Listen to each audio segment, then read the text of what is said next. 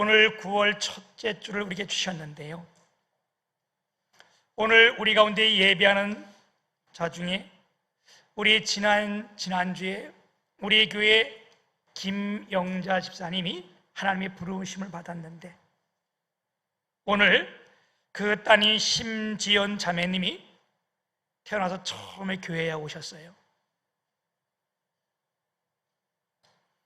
오늘 이 예배 시간을 통하여 하나님이 그 마음을 어루만지시고 그 마음을 열어 하나님을 믿게 되는 역사가 있기를 주님의 이름으로 축복하며, 하나님께서 그 손으로 이루해 주시기를 소망합니다. 그리고 어제 우리 최모세 박수진 양 결혼식이 있었는데, 오늘 이렇게 저희 교회 11시 예배에 나왔습니다.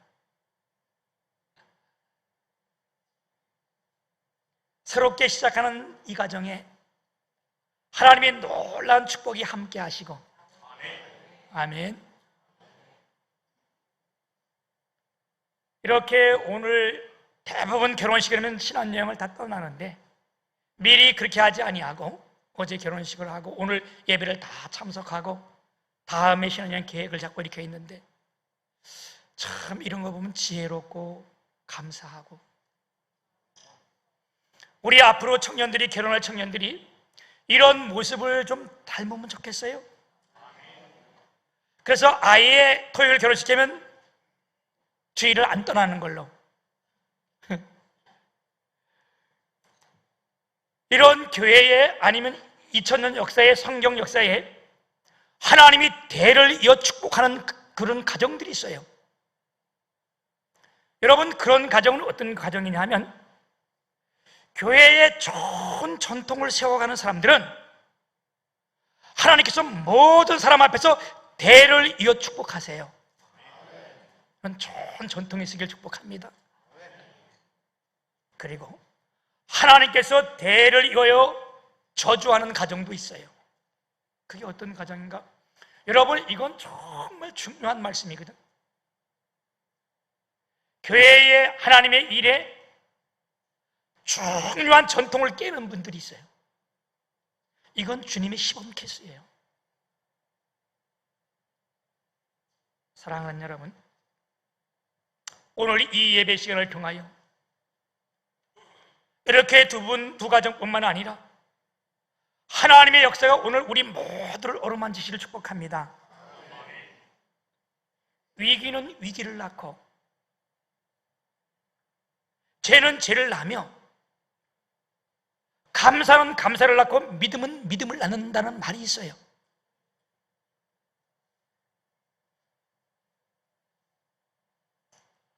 악마와 천사는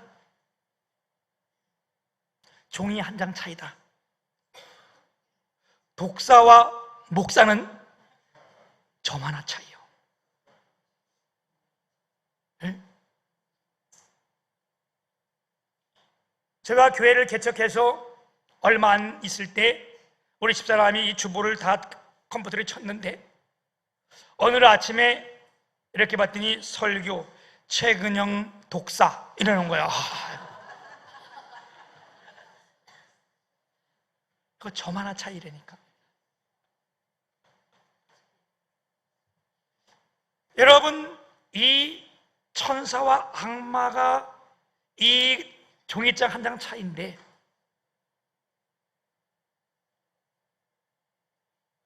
우리를 놀라게 하는 것은 뭐냐? 예수님의 수제자였던 베드로, 그 제자 중에 가장 선두자를 수제자라 그러잖아요. 우리 교회가 이렇게 장로님도 쭉 있겠지만 우리 임장로님을 뭐라 그래요? 수석장로라는 거, 이런 거예요. 이런 베드로가 수제자였는데, 여러분 다 알잖아요, 그렇죠? 우리가 누가복음 13장에 보게 되면 예수님께서 가이사라 빌립보에 찾아오셔서 제자들을 향하여 질문을 합니다. 뭐라고 질문하냐? 사람들이 나를 누구라고 생각하느냐? 그럴 때 이 제자들이 예수님을 향하여 더러는 베드로, 세례 요한, 어떤 이들은 더러는 엘리야, 더러는 예레미야, 어떤 이들은 누구라고? 선지자 중에 한 사람이라고 사람들이 그렇게 생각합니다. 이 말을 들은 예수님이 다시 질문해요. 그러면 나의 제자들인 너희들은 나를 누구라고 생각하냐? 그럴 때 베드로가 주는 그리스도시요 살아계신 하나님의 아들이시니이다. 아멘. 여러분이 이 고백이 주님이 너무 기뻐하셔서 바요나 시몬아 내가 복이 있도다, 이를 알게 한 자는 혈육이 아니요 하늘에 계신 내 아버지입니다. 내가 이 고백 위에 내 교회를 세우리니 음부의 권세가 이기지 못하게 하리라. 이 고백 위에 내 교회, 주님의 교회, 그래서 이 교회가 주님의 교회인 거예요. 내 교회를 세우리니 음부의 권세가 이기지 못했다. 그리고 어떤 복을 줬는가? 이건 네가 땅에서 무엇이든지 매면 하늘에서도 내가 맬 것이요, 네가 땅에서 무엇이든지 풀면 내가 하늘에서 풀리라. 최고의 칭찬을 받았어요. 아주 극찬을 받은 거예요. 그리고 나서 주님께서 이제 비로소 그들에게 말씀을 하셨는데, 내가 얼마 안 있으면, 이제 얼마 안 있으면 예루살렘에 올라가서 장로들과 서기관들과 또 누구요? 대사장들에 의해서 내가 십자가에 못 박혀 죽겠다. 그리고 3일 후에 내가 다시 살아나겠다. 이때 이걸 알려주셨더니, 그때 그렇게 칭찬받던 베드로가 뭐라는 거예요? 22절에 보면 베드로가 예수를 붙들고 항변하여 가로되, 절대 그럴 수 없습니다. 그건 안 됩니다. 여기 항변하여 예수를 붙들고 항변했다, 이 말은, 항변했다 이 말은 꾸짖었다, 야단쳤다. 그래서 위에 사람이 아래 사람을 아주 꾸짖을 때 하는 말이 항변이라는 말이에요. 베드로가 이렇게 칭찬받던 베드로가 주님이 그 말씀하시니까 예수님을 오히려 꾸짖댔던, 막 꾸짖으면서, 우리가 목회를 하다 보면 때로는 그런 사람들이 있어요. 교회에 뭐라면 성도님들이 나한테 전화해서 목사님 그걸 왜 그렇게 했습니까? 막 이런 분들이 있어. 이게 뭐 너도 웃기지. 그게 현실이요. 그럴 때 주님이 뭐라고 말씀했어요? 사탄아 내 뒤로 물러가라. 이게 완전 극과 극의 차이 아니에요?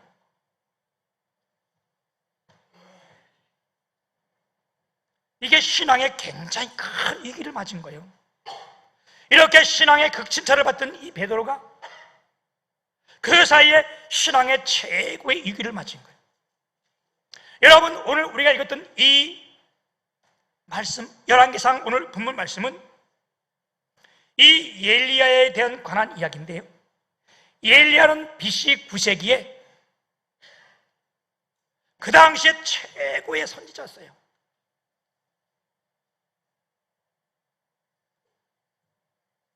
이 엘리야가 얼마나 그 당시에 영성이 높고 하나님의 사명자였느냐 하면 대단했어요. 조금 전에 말씀했듯이 예수님 시대에 예수님 오셔서 너희들이 나를 누구냐고 물어볼 때 사람들이 엘리야다 이런 대답을 하잖아요. 그 정도면 얼마나 이 엘리야가 위대했는가를 우리 볼 수 있는 부분이잖아요. 그의 위상이 대단했고요, 그는 정의감이 불탔던 선지자예요. 그래서 그 당시 당대의 왕이 누구였냐면 아합 왕이었었는데, 그 아합 왕이 자기 첩 이세벨을 통해서 바알 그 우상을 다 들어와가지고 그들을 막 이게 섬기를 그럴 때에 그 사슬 시퍼런 그 왕 앞에서 엘리야가 이런 고백을 해요. 내가 하나님 앞에 기도하지 않으면 이 땅 위에 비 한 방울도 내리지 않겠다. 그 말이 여러분 무슨 말일까요? 왜 이 말에 아합이 이렇게 화가 날까요? 지금 이들은 바알을 섬기고 바알 그 선지자들 다 들어왔는데 이 모든 일을 행하신 바알이라고 말할 때, 이 당시에 엘리야가 내가 기도하면 누구한테 기도해? 하나님 앞에 기도하는 거잖아요, 그죠? 하나님이 이 땅에 비 한 방울 내리지 않겠다. 그리고 기도했는데, 그로부터 3년 6개월 동안 여러분이 이 땅에 비는커녕 이슬 한 방울도 내리지 않았어요. 대단한 선지자 아니에요, 그죠? 그래도 여러분 놀라지도 않아, 그죠? 이 사람은 죽음을 두려워하지 않았어요. 여러분, 만약 교수가 가르치지를 못한다면, 실력이 없다면 그게 무슨 교수겠어요, 그죠? 말만 교수지.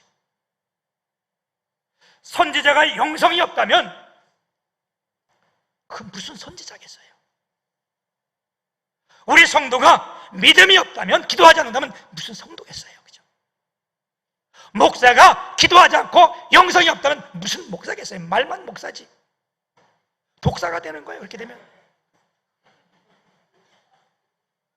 많은 사람 모르는 거예요.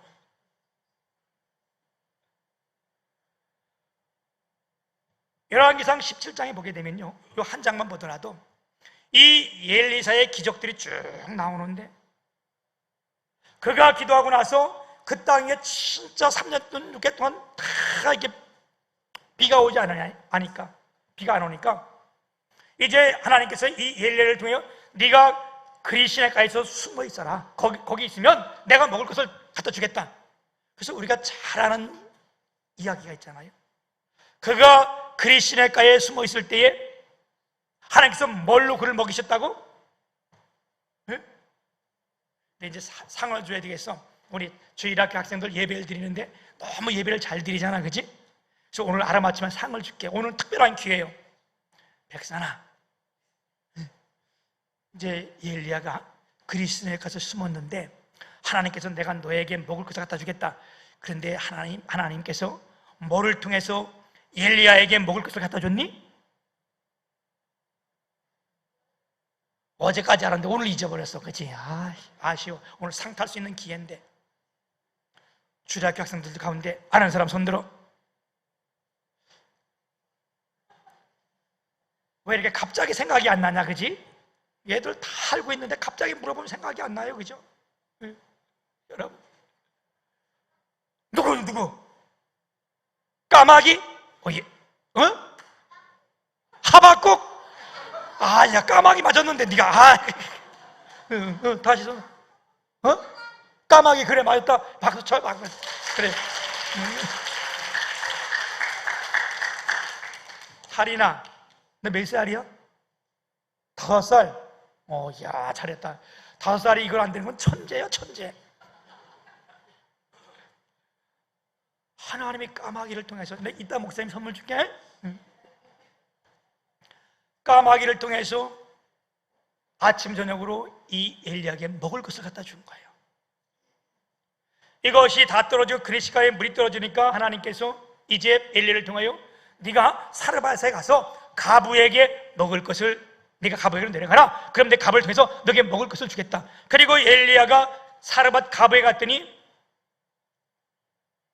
이 사르밧 가부가 얼마나 가난한지, 그것도 하나님이 시켰으니까 어떻게 하겠어요? 엘리야가 가서 내게 먹을 떡을 가서 가져와라. 내가 이걸 떡을 먹게. 그랬더니 이 사르밧 가부가 하는 말이, 나는 아무것도 없다. 이제 내가 남은 거라고는 진짜 집에 요만큼 가루 하나 있는데 요걸 가지고 떡을 만들어서 요걸 먹고 나와 내 아들이 이제 죽으려고 그런다. 이제 더 이상 살 길이 없어요. 그러니까 이 엘리가 두려워하지 말고 그걸 내게 가져와라. 그래도 야, 이게 뭐 선지자야, 그치? 아니, 아무것도 먹을 것이 없어 죽으려고 그랬는데 그것을 그냥 네가 두려워하지 말고 가져와라. 근데 이 가부가 그걸 떡을에다 갖다 줬더니 야, 이게 기적이 일어난 거예요. 여러 날 동안 먹을 때에 그 집에 가루와 기름이 없어지지 않았다는 거예요. 이건 대단한 역사예요. 오늘 예배하는 저와 여러분, 때로는 하나님께서 나 아무것도 없을 때 뭘 시킬 때가 있어요. 뭘 하라고 할 때가 있어요. 결론은 뭐냐? 왜 이렇게 하냐? 하나님께서 복을 주시려고 하는 거예요. 하나님의 기적과 이적을 보이기 위해서 그러는 거예요. 아멘. 우리를 향하여 하나님이 교회를 지나갈 때 아무것도 없었잖아요. 우리가 기도했더니 땅 250평을 주셨잖아요. 우리를 놀리려고 하는 거 아니에요. 하나님이 우리를 축복하기 위해서 하신 일들이요. 아멘. 이 일 후에 그 가부의 아들이 죽은 거예요. 그때 가부가 참 그 엘리야를 향하여 원망하는데, 아니 왜 차라리 이렇게 하지 말고 내 아들이 죽었냐 막 이렇게 할 때 엘리야가 그 아들 어디 있나, 그 아들이 왜 했다니까. 엘리야가 올라가가지고 그 아들을 안고 내려와가지고 자기 방에 들어가가지고 3번을 팔을 굽혔다 폈다 했다나 뭐 이러면서 하나님께 기도하는 거예요. 하나님이요, 이 아이의 영혼이 이 아이의 몸으로 오게 하여 주옵소서. 그랬더니요 17장 22절에 이렇게 기록했습니다. 여호와께서 엘리야의 소리를 들으심으로 그 아이의 혼이 몸으로 돌아오고 살아난지라. 아멘. 이 기도를 들으신 하나님, 살아계신 이 하나님, 오늘 우리의 예배를 받으신 그 하나님, 우리의 기도를 들으신 그 하나님이십니다. 아멘.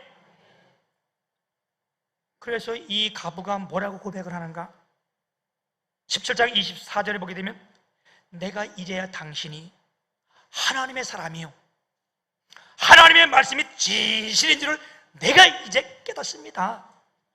여러분, 오늘 우리 예배를 통하여 하나님만이 우리 하나님이시고 이 말씀이 살아계신 하나님의 말씀이고 진리인 말씀을 우리가 동일하게 깨닫고 고백하기를 축복합니다. 아멘. 이후에도요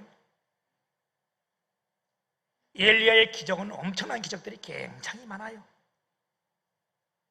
제가 시간이 짧아서 이후의 말씀들을 못 드리는데, 그리고 큰 사건이 하나 있었는데 바알 선지자들과 싸움이 벌어졌는데 800대 1로 싸워서 이겼고 이 엘리야가 그들 다 칼로 죽였어요. 근데 이 사건을 누가 얘기를 했더니 아합 왕이 당시 자기 부인 이세벨에게 얘기를 한 거예요. 이세벨이 뭐라고 이 말을 듣고 뭐라고 얘기했냐? 시간이 급해지면 이렇게 말이 빨라져 막. 시간이 보니까 조금 이렇게 가가지고 말이 빨라지는데, 다시 한번 천천히 할게요. 어떤 분이 내가 이렇게 막 빨리 하니까 끝나고 나서, 목사님 무슨 말을 했는지 모르겠어요 그거. 근데 무슨 말을 했는지 모르면 이게 엄청 손해잖아, 그죠? 근데 내가 이게 막 급해지면 말이 막 빨라지는 이 습관이 있어. 이세벨이 이 얘기를 듣고 너무 열이 받은 거예요. 아니, 내 손자들 800명이나 네가 죽였어? 그가 사람을 보내서 엘리야에게, 내가 너 이맘때, 내일 이맘때까지, 내일까지 너를 내가 반드시 죽이지 않으면, 이 사람들처럼 너를 죽이지 않으면 내가 내 신이 나를 벌하겠다. 이 얘기를 엘리야가 딱 듣고 나니까 두려움이 생기고, 이제는 로뎀 나무 밑에 가가지고 한참 들어가가지고 강야에 들어가서 로뎀 나무 밑에 들어가서 이제 죽기를 원했던 거예요. 여러분, 큰 건물은요 부딪히는 바람도 많이 부딪히는 거예요. 우리 옛말에 나무가 크면 가지가 잠잘 날이 없다 그러잖아. 큰 나무는 많은 바람을 맞게 돼 있어요. 하나님이 쓰신 큰 사람들은 어떻게 해요? 많은 고통을 겪게 돼 있어. 왜? 하나님이 이런 고통 가운데 주님을 깨닫고 알게 하시니까. 오늘 손선희 권사님 저 뒤에 계시는데 여러 날 동안 많은 아픔과 고통이 있었어요. 목사인 내가 봐도 참 가슴이 아프고, 오늘 예배하는 박명희 집사님, 요즘 여러 가지 어려운 일들 많이 당했는데 사람들이 박명희 집사님 보고 그랬는데 욥 같다. 욥이 잘못도 없이 많은 연단들을 겪었잖아요, 그죠? 오늘 여러분, 우리의 손선희 권사님, 특히 박명희 집사님, 이 일 때문에 좌절하지 마시고 절망하지 마세요. 왜요? 욥 것 때문에 욥기 42장 10절에 보면 욥이 그 친구들이하여 부르짖으며 기도할 때 하나님께서 그를 돌이켜서 갑절의 축복을 주셨다. 여러분들 앞길에 갑절의 축복을 하나님 주실 줄 믿습니다. 하나님을 쓰시기 위해서 아픔과 고통도 주시는 거예요. 아멘. 오늘 우리가 드렸던 이 구약의 참 위대했던 인물 엘리야나 신약의 예수님의 제자였던 이 수제자 베드로가 왜 이와 같이 신앙의 위기가 왔는가? 여러분, 우리가 이 베드로 사건을 보게 되면 언제 베드로가 위기가 왔습니까? 예수님을 보고 무리를 막 걷다가 바람을 보고 빠져들어가는지라. 그리고 베드로가 언제 예수님을 배신했습니까? 예수님을 멀찍이 따라가다가, 여러분, 우리가 멀찍이 따라가면 시험에 오게 돼 있어. 하나님 보자고 세상을 보면 시험이 되게 돼 있어. 언제 베드로가 시험이 들었습니까? 우리 주님이 베드로를 향하여 올라가서 겟세마네 동산에서 나와 함께 깨어 기도하자, 여러 번 말했는데 그가 깨어있지 못하고 잠잘 때, 우리가 영적인 잠을 잘 때 여러분 신앙의 위기를 맞게 되어 있는 거예요. 엘리야는 언제? 오늘 19장 3절에 보게 되면 엘리야가 동일한 고백을 해요. 어떤 고백을 하냐? 그가 이 형편을 보고 일어나 자기의 생명을 위하여 도망하여. 언제 신앙의 위기가 왔는가? 자기의 형편을 보니까 주님을 바라봐야 되는데, 우리가 왜 예수를 믿어? 믿음이 뭐예요? 주님을 바라보는 것이 믿음이잖아. 자기의 형편을 보고 그랬다는 거예요. 이 엘리야가 또 언제 시험이 들었는가? 여러분, 오늘 우리 이 18장 19장 읽어보게 되면 동일하게 나오는 구절이 있는데, 그게 뭐냐면 18장 22절에 보면 나만 홀로 남았으나, 그리고 19장 10절에 보면 오직 나만 남았거늘, 14절에 오직 나만 남았거늘. 언제 시험이 왔는가? 언제 이들이 낙망하게 됐는가? 나 혼자라고 생각할 때, 여러분, 우리가 무엇을 생각하냐에 따라서 삶의 방향이 결정되고요, 우리의 행과 불행이 결정되는 겁니다. 아멘.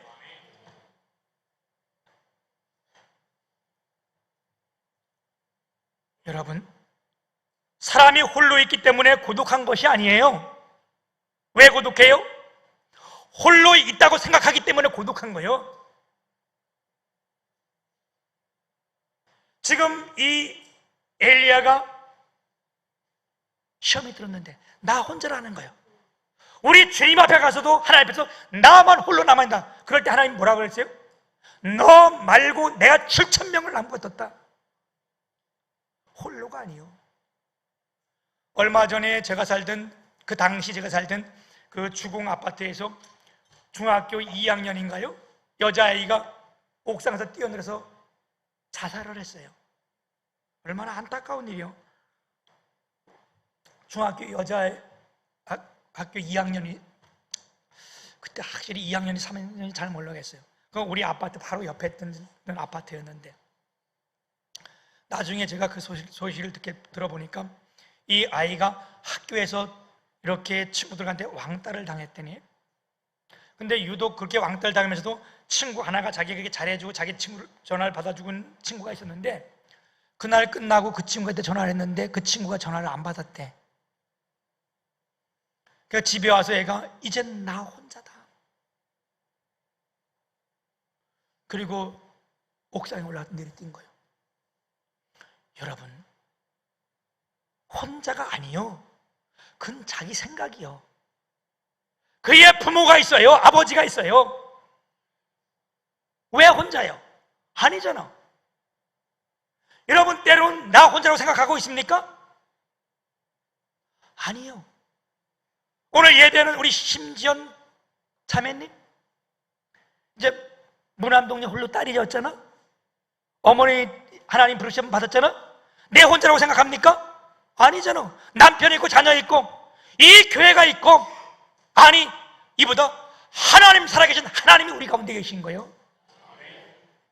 여러분, 이런 일 때문에 절대 여러분 실망하지 않길 바랍니다.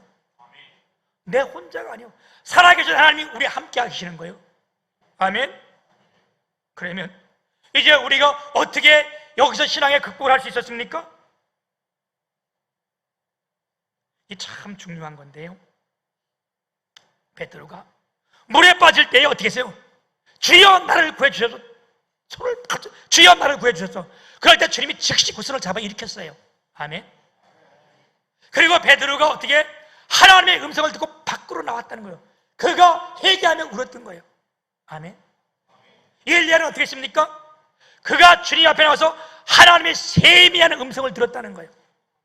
그리고 주님이 그를 어루만지시며 일으키는 그 손길을 보았다는 거예요. 오늘 이 예배 시간에 나온 여러분, 살아계신 하나님께서 여러분 마음을 어루만지시고, 성경에 보면 뭐라고 말씀해요? 내가 말씀을 너희에게 보내어 이경 가운데 고쳐주셨다. 오늘 이 말씀이 여러분 가슴에 들어오시고 이 말씀이 함께 하시길 주님이 축복합니다. 아멘. 엘리야가 세미한 음성 가운데 하나님의 음성을 들을 때 실패도 절망도 슬픔도 불행도 문제가 되지 않았어요. 베드로가 이 주님 앞에 소리지고 기도할 때에 하나님 만나주시니까 이 모든 것 가운데 어떻게 했어요? 다시 완전히 회복됐어요. 오늘 이 예배 시간을 통해서 저와 여러분, 마음이 상한 자, 아니면 내 혼자라고 생각했던 이런 여러분들, 오늘 주님이 붙드시는 이 역사가, 하나님의 말씀이 오늘 우리 모두를 이렇게 세우기를 주님의 이름으로 축복합니다. 하나님의 역사가 오늘 우리 모두를 어루만지시기를 다시 한번 축복합니다.